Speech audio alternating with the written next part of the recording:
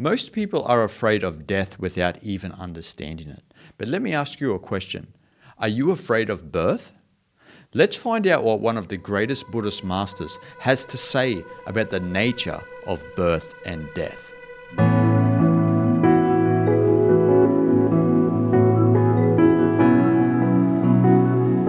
Ajahn Chah was one of the wisest and greatest Buddhist monks to have ever lived. Now, he is from Thailand and he only died in 1992, so he is very recent to us compared to many of the other sages that I speak about on the channel.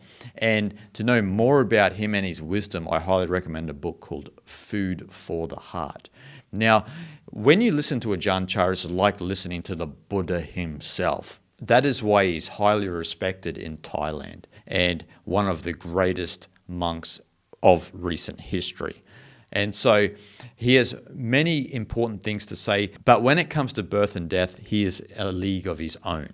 Now I want to speak to you today about an important quote by Ajahn Chah about the nature of birth and death that a lot of us don't consider, especially when people are afraid of their eventual death. Let's have a look at what Ajahn Chah had to say. As soon as we're born, we're dead. Our birth and death are just one thing. It's like a tree. When there's a root, there must be twigs. When there are twigs, there must be a root. You can't have one without the other. It's a little funny to see how at a death, people are so grief-stricken and distracted, tearful and sad, and at a birth, how happy and delighted. It's delusion. Nobody has ever looked at this clearly. I think if you really want to cry, then it would be better to do so when someone's born. For actually, birth is death. Death is birth. The root is the twig is the root. If you've got to cry, cry at the root. Cry at the birth. Look closely. If there was no birth, there would be no death. Can you understand this? I absolutely love this quote because Ajahn Chah flips everything on its head. I love how he says, when you want to cry, you should probably cry at birth, because without birth, there is no death, right? But he also alludes to the mutual nature of birth and death. They are both the same in some sense, but we treat one very differently to the other. As he said, we will be happy and delighted on the birth of somebody, but we will be sad and grief-stricken when somebody dies.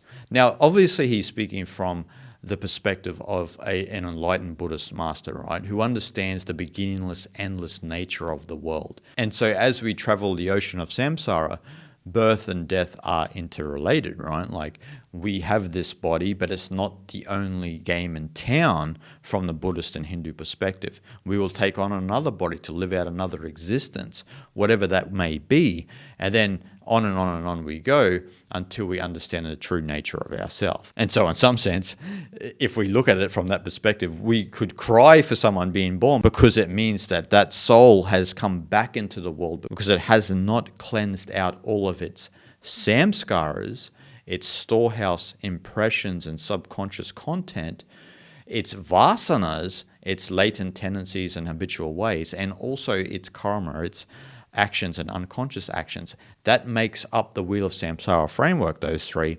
And so that makes up what we would call the jiva. That would be what the soul is, the persona system that has not thinned away to merge back into, if we were to use Buddhist terms, the Dhammakaya. But if we were to use Vedanta, Brahman, or if we were to use Taoism, we would say Tao, right? We're merging back into that ultimate reality that we are all a part of, but we create this persona system, and then that's what comes back life after life. So as Ajahn Chah says, we should cry at the birth of somebody because that soul has come back into this world. And so he's also saying, as he said, we should cry because that soul is eventually going to die. So it's ironic that we do it the other way around. But obviously that's because of sentimental reasons, right? Because we get to know somebody, and then when they're not there, we feel like they are gone. But they live on in our minds and our hearts, and that's something that we don't consider. And one of the main reasons Ajahn Chah spoke about this was because we have a problem in letting go, letting the process of life just happen, right? We're always running towards something or running away from something. And so in the case of birth to death, we're trying to hold on to our bodily existence, and we don't accept the process of aging and dying and sickness and so forth and so on. So we're always fighting that process. We don't want things to be a certain way, but we can't prevent it. And this is what happens, right? Because a lot of people can't accept death. And so they're trying to prevent it as much as possible. And obviously you should take care of your health, but you also need to accept the fact that you won't be here one day, right? And so you've got to accept this process of aging and dying. And Ajahn Chah says that we suffer because we don't know our real home, right? And so Buddha would talk about external homes, right? So external homes are like the dwelling where someone lives, and even the body, right, as an external home. This isn't our real home. Our real home, according to Ajahn Chah, is peace, is tranquility. That's our real home, and abiding in that peace, because that is our ultimate nature, and that is what transcends all of this, right? All of this physical reality that we believe we permanently exist in, but we don't. So we fight this process, right? From birth to death. We fight this process in some sense. Now, that can be a lot psychological because we constantly think sometimes about our eventual demise and what that will be like. And a lot of people think about it in a terrible manner because maybe they've had the experience of someone else dying who was close to them and so forth and so on. But Ajahn Chah is saying we're not looking at this the right way.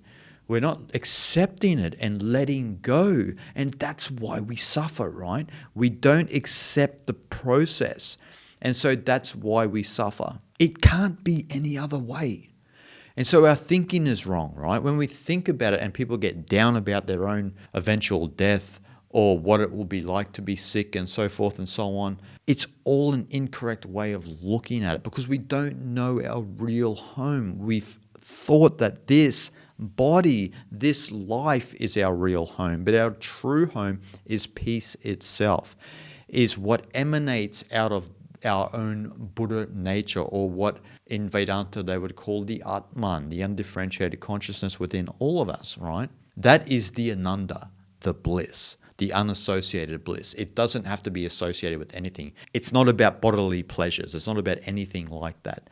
It's about an unassociated bliss that we all are, and that is our true home, according to Ajahn Chah. Ajahn Chah has a really interesting way of explaining it. He said, it's like a duck wanting to be a chicken and a chicken wanting to be a duck.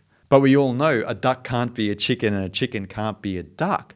But that's how we're approaching this, right? We're not letting go. We're not accepting the process of life itself. And so Ajahn Chah says, if you want a duck to be a chicken, you will suffer because it's ultimately impossible. And likewise, in not accepting and letting go, we're doing the same, right? Because life just has its own process. Ajahn Chah often uses the hair analogy, like you had black hair when you were younger and all of a sudden you have gray hair when you're older. You had nothing to do with that. That was just the process of life. Likewise, a duck just can only be a duck. It can't be a chicken. And if it wants to be a chicken, then it will suffer because it's impossible. And a lot of people in the world now are living in that way, right? Are trying to think a certain way, which is impossible, and they suffer as a result. But Ajahn Chah says, if you accept a duck as a duck and a chicken is a chicken, then you're accepting the way the world actually is. And this gives you a lot of strength and energy and clarity because you've accepted the way it is and you haven't pushed your own idea of how the world should be. You've just accepted the process of nature itself, just as a process. You're not trying to influence it here or there or think about it in a different way. So no matter how much you want the body to be stable and permanent, it cannot happen. It's going away. And so you just need to accept that process. The Buddha actually called it a fabrication, which is a unique way of explaining the body-mind matrix, right? A fabrication. He said how inconstant fabrications are. He constantly explains how inconstant fabrications are, and also that a fabrication's nature is to arise and pass away. This is what a fabrication does.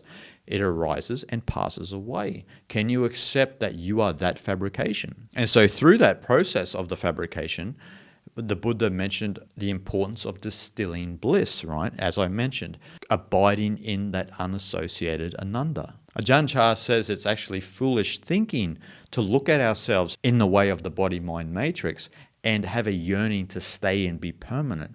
He says that this is foolish because you don't understand the process of fabrications. It's just a process. It just moves along and does its thing, and you don't embrace the change within yourself, right? In Taoism, they constantly talk about mastering change, about understanding the seasons of your life. And in the modern day, we are fighting the seasons, we're fighting the process, and we're not accepting the way that we are. And this only causes suffering. So we need to remember it's so normal to be born, to live, to get sick, and to die. Can we accept it? That's the difficulty we all find, right? We don't accept it. But that's the process of life. Once you've accepted it, then there's a great relief and a weight has been lifted off your shoulders. And that's what Ajahn Chah is speaking about. Then you'll come back more into harmony with this peace because you're not at odds with the process of life. You're just moving through it as a fabrication, and then that's it. Once it's all said and done, it's done. And that's the process of life. Ajahn Chah uses the breath as an analogy, right? When we look at our breath, we don't have to control the process of the breath, and we don't obviously complain about the process of the breath. I've never heard someone say, I hate in-breaths, or I hate out-breaths. I just want to hold my breath. Why do I have to breathe out ever again? I just want to hold my breath. Or I don't want to breathe in again. Like, that's stupid. I just want to have no air in my lungs. It's ridiculous talk, right?